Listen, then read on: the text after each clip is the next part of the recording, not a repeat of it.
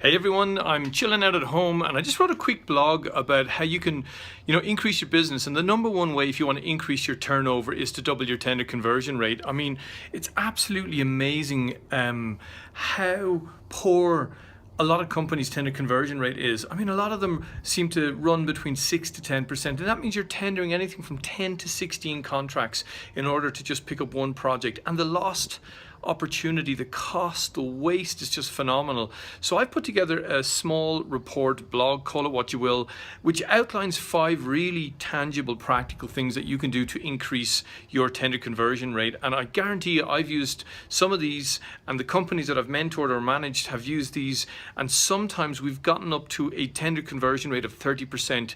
That's almost 1 in 3 of every single contract that we target, we win, which is, again, just such a quick way of increasing your turnover. So number 1 is focus.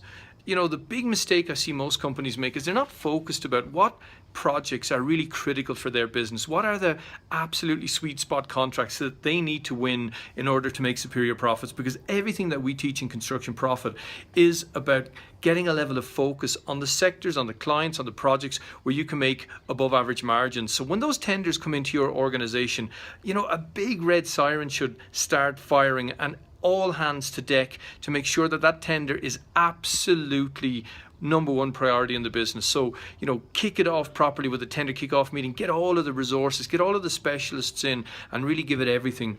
The second thing that I see, and which is really low-hanging fruit, is to put in an alternative bid. Most procurement processes, as long as you provide a compliant bid, they will allow you put in an alternative bid. And again, I see such little effort being made by a lot of contracting entities to use their expertise, their own experience, their contacts to put in an alternative bid, which puts you straight away ahead of the competition and inevitably allows you increase your bottom line margin. The third is follow-up.